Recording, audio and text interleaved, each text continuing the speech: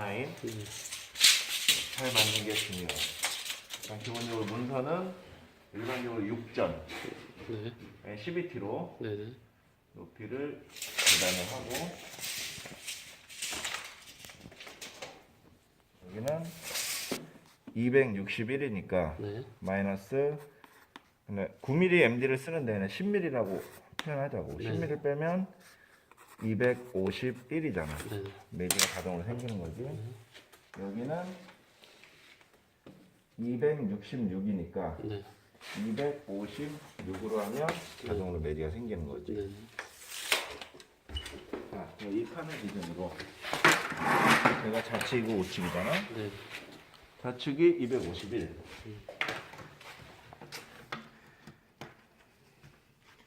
표시를 해주고 우측이 256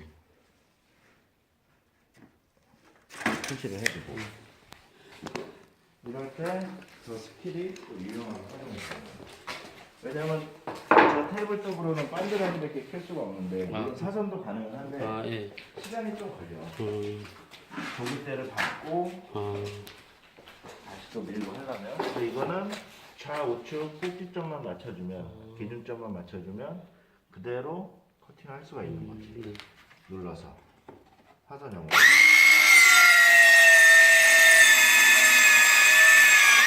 이런 식으로 이건 사선으로 제작한 거지. 네.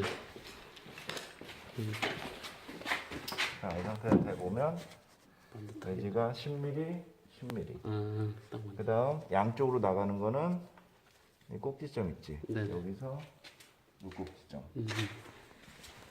아까 내가 이 와이드를 재단을 할 때 네네. 내경에서 플러스 20을 해서 와이드를 재단을 했다고. 네네.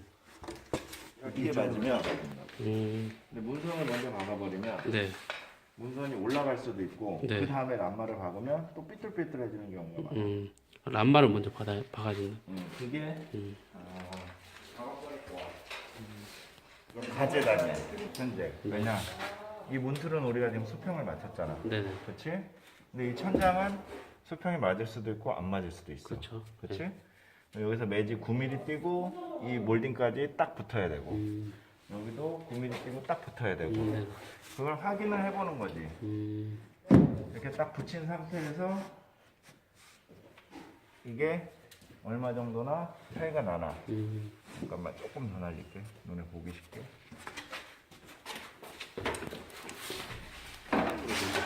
항상 먼저 임시 고정으로 해보고 네. 이 매지 뜨는 걸 아무리 내가 정확히 재단했다 해도 네.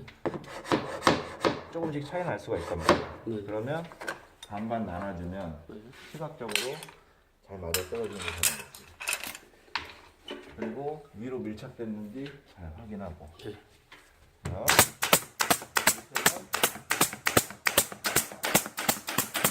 다 고정해도 돼. 이 상태에선 이게 이 몰딩하고 이게 지금 뜬 게 네. 좌우가 잘 맞는지 판단이 안 되는데 어떻게 판단을 하냐? 문선을 박으면서 판단을 하는 거야. 왜냐? 얘는 두께가 12T잖아. 네네. 저 몰딩 그 안에 홈파져 있는 간격이 딱 12T야. 우측을 먼저 박는다고 하면 문선 남마 이음매 본드 이음매 본드 쳐주고 하고 얘도 마찬가지로 위로 밀착 했을 때 이 문선이랑 이 안쪽 면이랑 네. 딱 달라붙어야 돼. 어떤 식으로? 이런 식으로. 지금 딱 달라붙은 거야 이게. 그리고 이렇게 꺾여도 표가 나지. 네. 이렇게 꺾여도 표가 나고. 네. 이게 일정하게 딱 달라붙도록. 일단 포인트는 여기를 먼저 맞추는 게 아니고 요 면이랑 요 면이 네. 일단 완전하게 밀착이 돼야 되겠지. 그 다음 문선을 어느 정도 인시로 매지 간격을 가가지고 그 다음에 미세 조정을 하는 거야. 1차적으로 저 몰딩을 붙여야 되겠지. 네. 당겨줘야 되잖아. 당긴 상태에서 받고. 네. 그러면 이게 이제 이렇게 꺾일 수가 있어. 네. 그렇지? 그 부분을 옆구리에서 가져온 거지. 지금 위에가 더 넓어. 그렇지? 그럼 어떻게 하지? 그러면 이건 아까 고정을 안 했잖아. 네네. 약간 빼주는 거지. 아, 살살 때려주면서. 충격에 의해서 나온가 봐. 이 간격은 어떤 뭐 3mm 합판이나 이런 거에 대해서 맞춘 게 아니고 네네. 그냥 육안으로 확인하는 거야. 이건 순수하게 경험이지. 그 다음에 꽃못으로 문선하고 낱말을 같이 물어주는 거지. 일정하게. 됐지? 네. 간격이 일정하다고. 이 부분이 지금 MDF여서 네네. 잘 육안으로 표가 안 나는 거지. 네네. 딱 됐고. 신경은 똑같으니까. 여기 봐가지고 들어간 부분을